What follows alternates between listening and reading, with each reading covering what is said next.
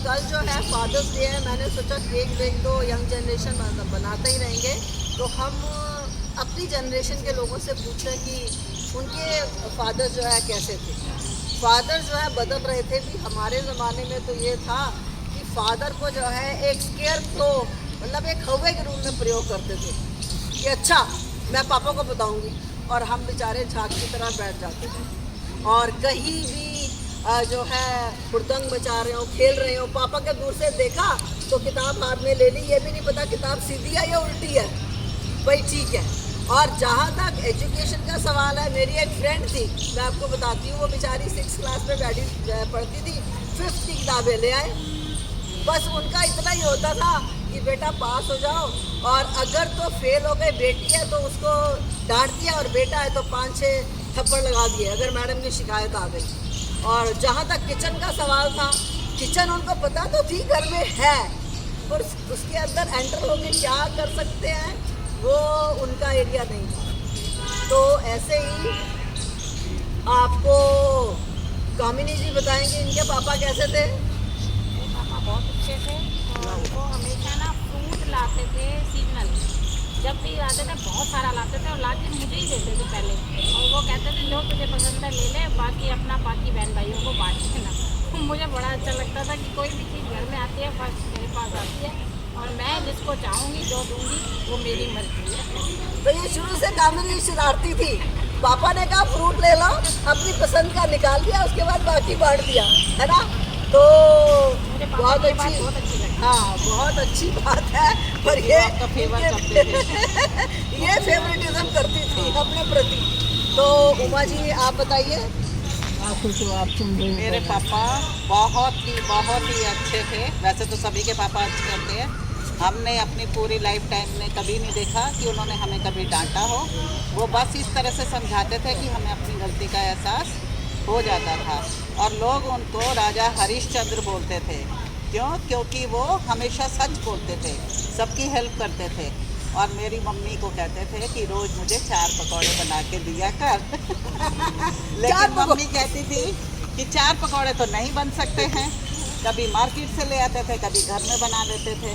वो उनके फेवरेट थे। तो वो जो है पकोड़ा एडिक्ट थे, अच्छे बहुत थे, नॉन वेज के एडिक्ट।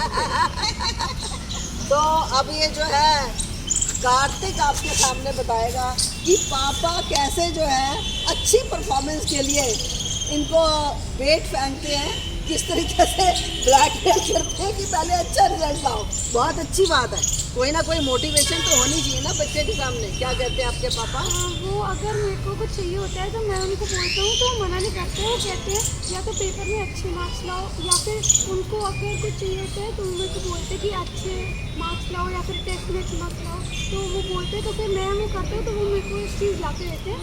और अगर हमें अपने को कुछ भी चाहिए होता है वो इक्वल ला के देते हैं। मेरी सिस्टर को और मेरे को, वो किसी को ज़्यादा या किसी एक को ला के देते हैं, इक्वल ला के देते हैं।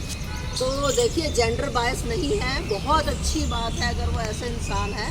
There is no difference between daughter और सन। और इसके साथ साथ चीज़ जब मांगता है तो बेटा पहले जो है कर्म कर तब फल मिलेगा। और एक बात और बताई थी आपने एसी के बारे में, he is very considerate man towards his mother. बताइए। अगर मेरी मम्मा कुछ काम कर रही होती है, कोई भी मेरी सिस्टर अगर कोई काम कर रही होती है स्कूल का, तो कहते हैं पहले सब कंप्लीट करेंगे, उसके बाद सब फैमिली एक साथ होगी तब हम इसे चलाएंगे। और उसके बाद अगर कोई हमें, अगर आप कार्टून देखना है या कोई मूवी देखनी है तब वो सब होगा, पहले सारा काम खत्म होगा। तो अच्छी बात है, उनका कहना ये है कि पहले मदर काम कर ले फिर ऐसी चलेगा। और तुम्हें जो है टेबल ले करनी है, यूटेंसिल्स रखने हैं, that is very good. How considerate person he is as a whole. So clap for him. Good.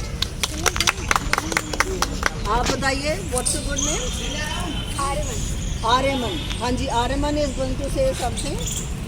मेरे फादर लाइक बहुत प्रोएक्टिव है, हर चीज़ वो मेरे लिए बहुत वर्क करते हैं। लाइक जब मैं 1 घंटा वर्क करूँ ना, ही वर्क्स 3 आवर्स, वो फिर भी टायर्ड नहीं होते हैं।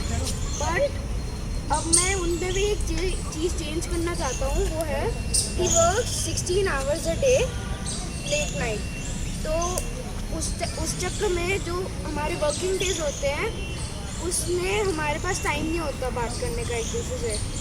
तो I would like to change कि वो अपना जॉब को थोड़ा सा कम टाइम देके हमें भी टाइम दे। मेरे ख्याल से जो आर्यमन ने कहा, that is an issue with majority of the children, they want precious time of their parents. So I think his father is really you can say exemplary in being active or contributing towards his job, but there little bit of work life balance is very necessary for a good life. तो मैं उनसे request करूँगी थोड़ा सा time Aryaman को भी दे. बाकी तो बातें बहुत अच्छी हैं और ये प्रॉब्लम हम सभी जो एरिया के बहुत सारे बच्चों ने ये एक्सप्रेस की है. Real bond is of time and affection, that is there. और पापा जो है बदल रहे हैं फॉर श्योर. अब वो एक बच्ची ने बताया कि उसके पापा बहुत अच्छा खाना बनाते हैं हमारे एरिया के ही, और उसकी मदर ने बहुत प्राउडली और ऑनेस्टली इस चीज़ को एक्सेप्ट किया कि yes my husband makes better food than myself. ये कितनी बड़ी बात है कि अब जो है किचन में जाना, it has nothing to do with manhood. मर्दानगी से कोई मतलब नहीं है इसका. अगर आपके पास कोई स्किल है, that is really commendable. I salute all those men who understand the problem of the woman as husband or as father. और एक बच्ची ने कहा बहुत ही you can say in a very generous way, मेरे पापा मुझे डांटते हैं और वो पढ़ाई के लिए डांटते हैं कि पढ़ाई की तरफ मुझे ध्यान देना चाहिए, वो भी बहुत ज़रूरी है भाई. तो देखिए आप, यंग जनरेशन हो या ओल्ड, परम पिता परमात्मा हम सबके हैं. उन्होंने हमें पापा दिए हैं और हर एक के अपनी अपनी पॉजिटिव क्वालिटीज़ हैं. तो हम यही उम्मीद करते हैं कि जो अब ज़माना बदल रहा है, सिर्फ लेडीज़ के ऊपर बोझ ना डाल के आजकल के जो जेंट्स हैं वो समझते हैं कि उनको भी कंट्रीब्यूट करना है. आजकल के पापा पहली तरह के नहीं हैं कि बच्चे पता ही नहीं है बच्ची कौन सी क्लास में है. और इन्होंने बताया कि इनके पापा भी बहुत ज़्यादा इंटेलिजेंट थे, प्रोएक्टिव थे, लेकिन इनके बच्चों के पापा उन्होंने कुछ नहीं किया. इनको सारी अटेंड करनी पड़ती थी क्लासेस और इनका स्कूल अटेंड करना. और इनका बेटा अगर खड़ा भी हो जाता था पनिशमेंट में, तो he used to feel very happy. So we end on this happy and humorous note. Very happy, healthy and prosperous and enjoyable Father's Day to everyone. Thank you very much. God bless. सभी father Salute all the fathers.